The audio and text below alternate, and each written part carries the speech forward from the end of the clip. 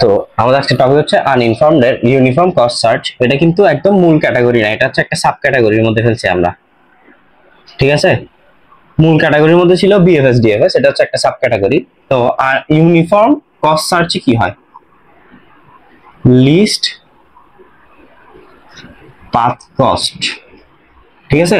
মানে আপনার এখানের মধ্যে সে দেখবে কোন জায়গায় পাথ কস্ট সবথেকে কম, তার মানে কোন আরকে আমার ভ্যালু সবথেকে কম, সেই প্যাথ অনুযায়ী কি করবে, সে আগাবে, ঠিক আছে। আর এটা হচ্ছে দেখেন মানে লেভেল ওয়াইজ মিনিমাম ভ্যালু নিবে, ঠিক আছে, মিনিমাম ভ্যালু। তাহলে যদি আমরা একটু খেয়াল করি, আপনারা দেখেন, তো আমি লেভেল 1 এ আছি, লেভেল 0 তে আছি, ঠিক আছে। তার মানে এস এস এ আছি আমি। এস এর থেকে 158 তিনটা আমার পাথ না, মানে এ বি সি তিনটা পাথ না। প্রথমে আমি দেখবো এ বি সি এর মধ্যে সবথেকে লিস্ট কোনটা, 1।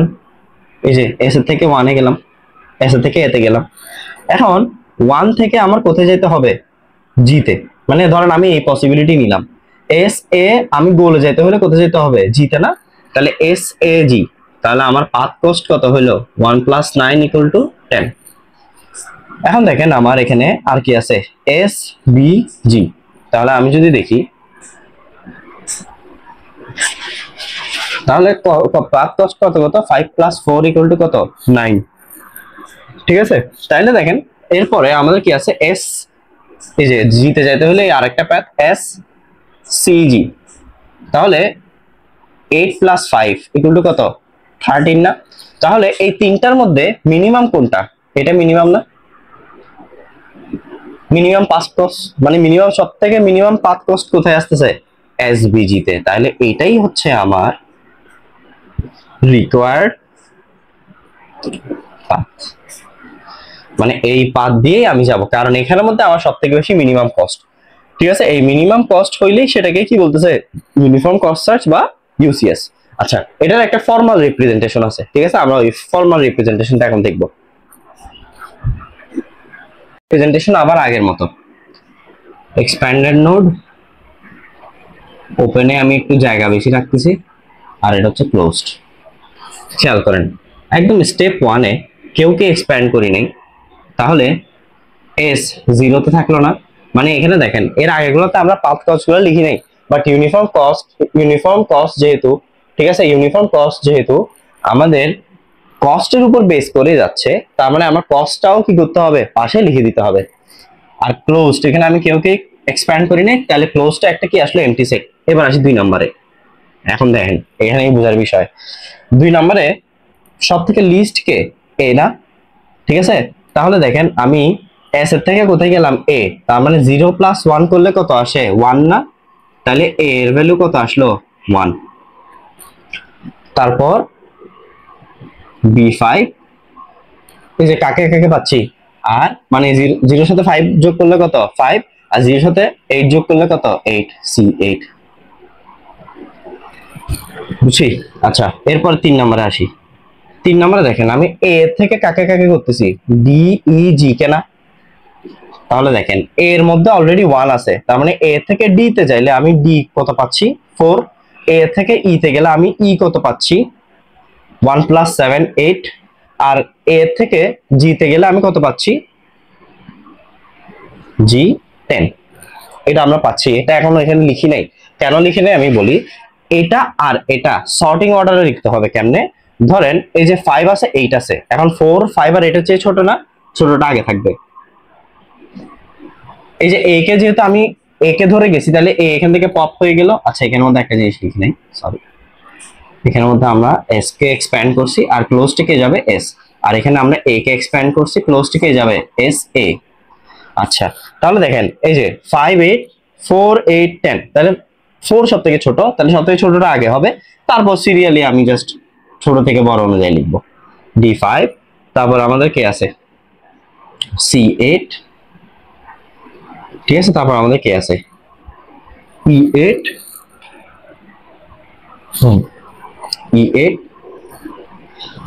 তারপর আমাদের কি আছে, G10 গেল। এরপরে যদি আমরা দেখি 4 নম্বরে, এখন কাকে পাচ্ছে? ডি। ডি এর থেকে আর কোথাও যাওয়ার আছে? নাই। তাহলে ডি সিম্পলি এখান থেকে চলে যাবে। তাহলে কি হবে? বি 5, সি 8, ই 8, জি 10। তাহলে কি হবে? S A D. এরপরে যদি আমরা দেখি কি আছে? বি। এখন খেয়াল করেন, আমি এটা মুছে দিই। এখন দেখেন বি, বি এর মধ্যে অলরেডি কত আছে? 5। বি থেকে জি তে যদি যাই আমি, তাহলে জি সমান কত আসবে? জি আসবে হচ্ছে 9। তাহলে দেখেন এখন জাস্ট এটাকে সিরিয়াল অর্ডারে এখানের মধ্যে বসাই দিব। বি কে পপ করলাম, বি বের হয়েছে। তাহলে এখানে কি হবে? সি 8, ই 8। দেখেন জি অলরেডি একবার গেছি, যেহেতু এটা দ্বিতীয়বার গেলাম, তাহলে জি প্রাইম। তাহলে জি প্রাইম কত হবে? 9। আর এখানে কত হবে? জি 10। আর এখানে কি হবে? S A D G prime. বুঝা গেছে? এরপর যদি আমরা 6 নম্বরে দেখি, সি কে এক্সপ্যান্ড করব। সি কে, তাহলে সি কে যদি এক্সপ্যান্ড করি, সি এর মধ্যে অলরেডি কত আছে? 8। তাহলে সি এর থেকে শুধুমাত্র জিতেই যাচ্ছে, তাহলে 8 + 5 কত হবে? 13। তাহলে আমি কত পাচ্ছি? জি 13। যেহেতু জি প্রাইম আছে, আমরা এখানে ডবল প্রাইম দিই। এখন জাস্ট এই জিনিসটাকে সর্টিং অর্ডারে এখানে লিখে দিব, যে সি কে তো করলাম, আর এখানে কত? ই 8, জি প্রাইম 9, জি 10, তারপর এখানে কি আসবে? G double prime 13। আর আমার ক্লোজটা কে কে চলে গেল?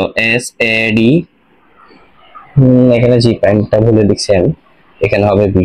এই যে বি কে এক্সপ্যান্ড করলাম, তো এখানে বি হবে S A D B C গেল।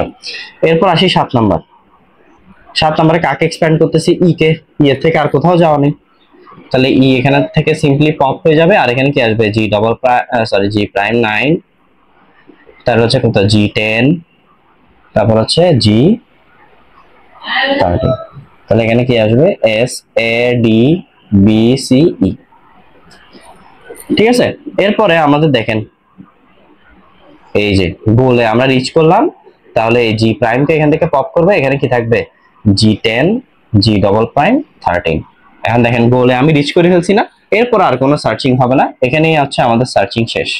S A D B C E G prime. ঠিক আছে? যেহেতু আমাদের জি 9টাই হচ্ছে যে গোলে পৌঁছাতে সব থেকে লিস্ট কস্ট, তার মানে 9 কোন জায়গায় হচ্ছে? এস বি জি তে না?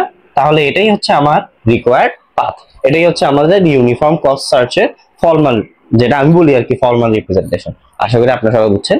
নেক্সট ভিডিওতে আমরা ডেপথ ফার্স্ট ইটারেটিভ ডিপেন্ডিংটা পড়বো। ঠিক আছে? আশা করি সবাই বুঝছেন। দেখার জন্য ধন্যবাদ।